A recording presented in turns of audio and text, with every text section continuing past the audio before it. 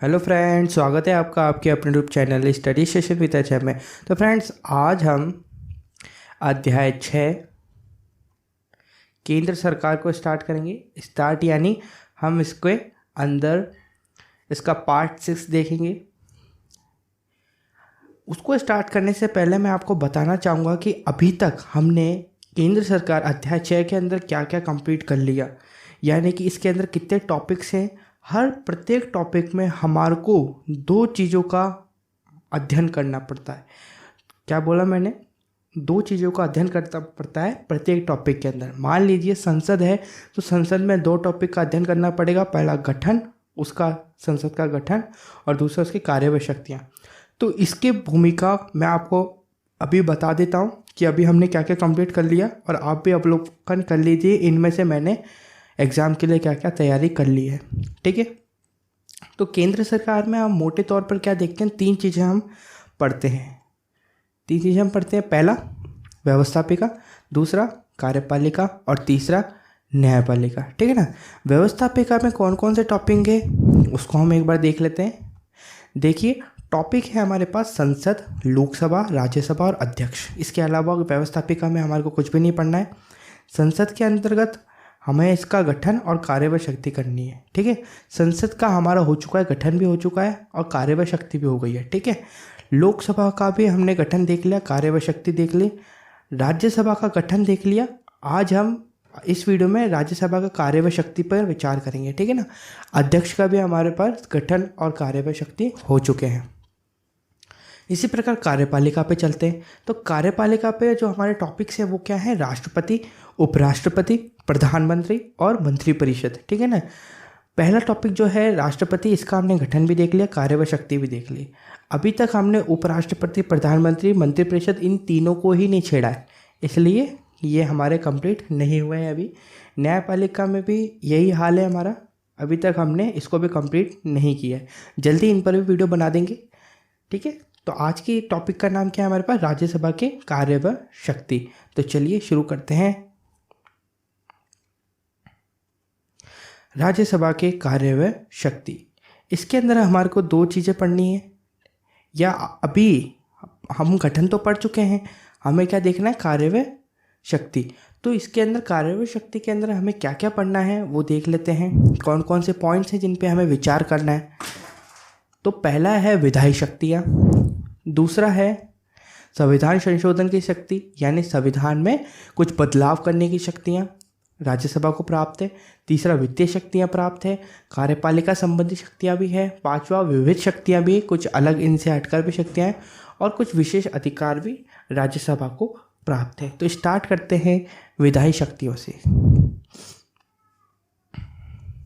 विधायी शक्तियाँ, विधायी शक्ति यानी कानून संबंधी शक्तियाँ जो होती हैं उन्हें हम विधायी शक्तियाँ कहते हैं। लोकसभा के साथ साथ राज्यसभा भी विधि निर्माण यानी कानून निर्माण संबंधी कार्य करती है। ठीक है, संविधान के द्वारा अवित्तीय यानी जो वित्तीय यानी धन से रिलेटेड नहीं है विधेयकों यानी बिल के संबंध में लोकसभा और राज्यसभा दोनों को बराबर शक्तियाँ प्रदान की गई हैं। अवित्तीय विधेयक जो होते हैं उसमें लोकसभा और राज्यसभा दोनों को बराबर शक्तियाँ प्रदान की गई हैं, है ना। ये था विधायी शक्तियाँ। सेकंड है संविधान संशोधन की शक्तियाँ, मतलब संविधान में कुछ बदलाव करने की शक्तियाँ भी राज्यसभा को प्राप्त है। वो क्या हैं? संविधान संशोधन की शक्ति, संविधान संशोधन के संबंध में राज्यसभा को लोकसभा के समान ही शक्ति प्राप्त है। मतलब इसमें भी दोनों की जो पावर्स हैं, जो शक्तियाँ हैं, वो भी समान हैं। किसके विषय में? संविधान के संशोधन के विषय में भी लोकसभा और राज्यसभा दोनों की जो शक्तियाँ हैं वे समान हैं। संशोधन प्रस्ताव पर संसद के दोनों सदनों में असहमति होने पर संविधान में संशोधन का प्रस्ताव गिर जाएगा। ठीक है, यदि कोई हमारे को संविधान में संशोधन करना है, उसके विषय में कोई प्रस्ताव हमने सदनों में प्राप्त किया, सदनों में भेजा, तो सदनों में असहमति दिखी, एक हाँ कह रहा है एक ना कह रहा है, तो इस संबंध में क्या होगा? प्रस्ताव हमारा गिर जाएगा। ठीक। तीसरा है वित्तीय शक्तियाँ यानी धन से रिलेटेड शक्तियाँ राज्यसभा के पास कितनी है वो देखते हैं। देखिए, राज्यसभा को कुछ वित्तीय शक्तियाँ प्राप्त है, कुछ वित्तीय शक्तियाँ प्राप्त है। यद्यपि इस संबंध में संविधान द्वारा राज्यसभा को लोकसभा की तुलना में निर्मल स्थिति निर्बल स्थिति प्रदान की गई है, मतलब इसमें गौण स्थिति है किसकी, राज्यसभा की। लोकसभा इसके अंदर पावरफुल विजेता रह गया। संविधान के अनुसार धन विधेयक मतलब धन का जो बिल है पहले लोकसभा में ही प्रस्तावित किए जाएंगे, सबसे पहले लोकसभा में प्रस्तावित किए जाएंगे। लोकसभा से स्वीकृत होने पर धन विधेयक राज्यसभा में भेजे जाएंगे। यदि स्वीकृत हो गए लोकसभा में तो वो कहाँ जाएंगे, राज्यसभा के पास, जिसके द्वारा अधिक से अधिक 14 दिन तक इस विधेयक पर विचार किया जा सकेगा। राज्यसभा में अधिक से अधिक, ज़्यादा से ज़्यादा 14 दिन तक विचार किया जाएगा। राज्यसभा धन विधेयक के संबंध में अपने सुझाव लोकसभा को दे सकती है।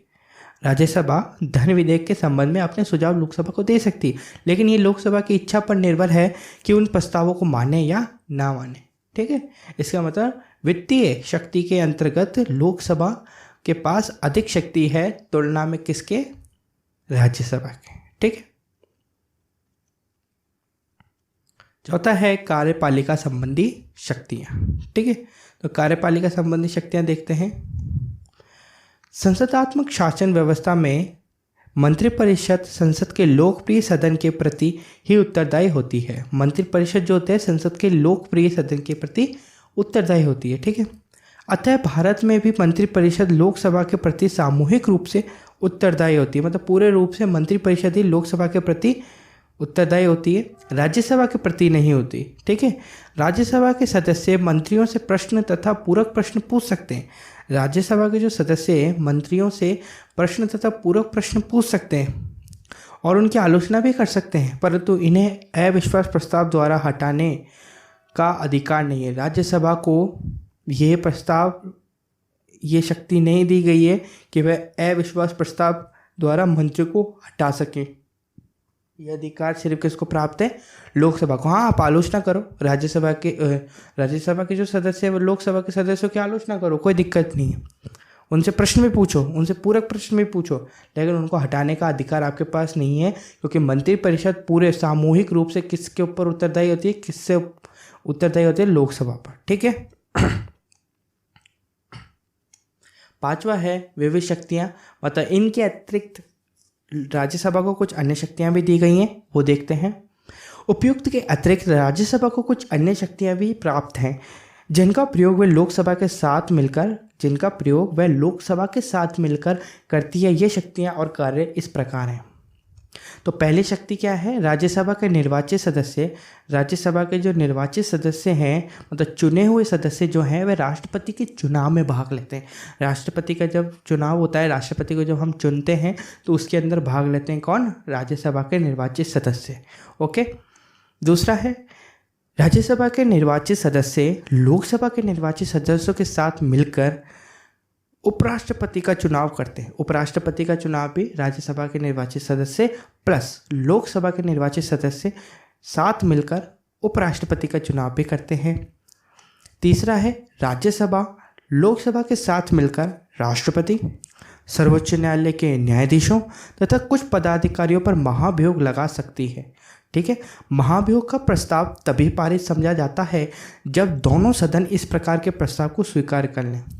ठीक है, दोनों सदन जब तक इस प्रकार के प्रस्ताव यानी महाभियोग के प्रस्ताव को दोनों नहीं मान लेते, दोनों स्वीकार नहीं कर लेते, जब तक ये प्रस्ताव लागू नहीं होगा। ठीक, चौथा है राज्यसभा लोकसभा के साथ मिलकर बहुमत से प्रस्ताव पास कर उपराष्ट्रपति को उसके पद से हटा सकती है। ठीक है, उपराष्ट्रपति को पद से हटाने का प्रस्ताव प्रथम बार राज्यसभा में ही पारित होकर लोकसभा के पास जाता है। यदि हमें उपराष्ट्रपति को हटाना है तो सबसे पहले राज्यसभा में ही पारित होगा प्रस्ताव, उसके पश्चात या उसके बाद ही लोकसभा में जाता है। ठीक, पांचवा है 1 माह से अधिक अवधि तक यदि आपातकाल लागू रखना हो तो हमने देखा था राष्ट्रपति की शक्तियों में आपातकालीन शक्तियाँ, यदि आपातकाल लागू रखना हो 1 महीने से ज़्यादा तो इस प्रकार के प्रस्ताव का अनुमोदन या बताना लोकसभा और राज्यसभा दोनों के द्वारा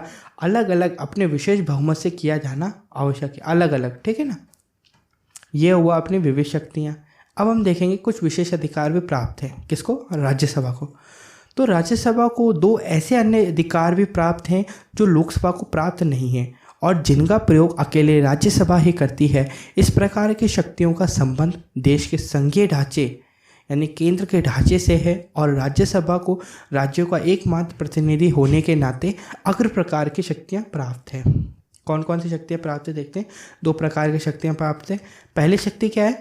अनुच्छेद 249। अब यहाँ अनुच्छेद 249 मैंने आपको एक वीडियो दी है जिसके अंदर मैंने आपको सभी प्रकार के क्या दे रखे हैं, अनुच्छेद बता रखे हैं। ऊपर आई बटन पर क्लिक करके देख लेना। उस पर क्लिक करेंगे तो इस चैप्टर में जितने भी अनुच्छेद हैं वो सब आपको विवरण के साथ मिल जाएंगे। वो अनुच्छेद आपको दिखेगा और उसके सामने मतलब वो किस से रिलेटेड है वो भी आपको दिख जाएगा। तो ऊपर आई बटन पर क्लिक करके आप उनको भी देख सकते हैं। ठीक है।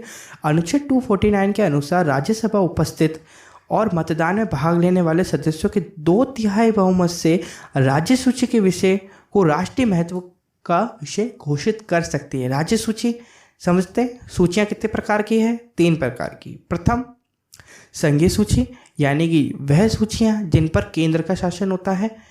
दूसरी समवर्ती सूची, वह सूचियाँ जिन पर केंद्र और राज्य दोनों का शासन होता है। और तीसरी राज्य सूचियाँ, वह सूचियाँ जिन पर सिर्फ राज्य के जो महान हैं उनका क्या होता है? शासन होता है।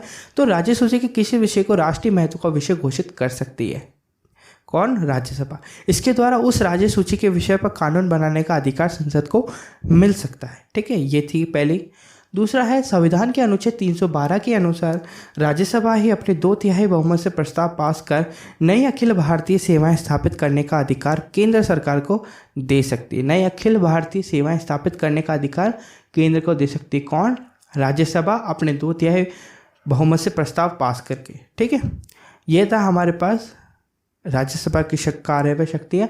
यदि आपको हमारा वीडियो अच्छा लगा हो तो प्लीज़ वीडियो को लाइक करें, चैनल को सब्सक्राइब करें और सबसे महत्वपूर्ण बात अपने दोस्तों को बताएं।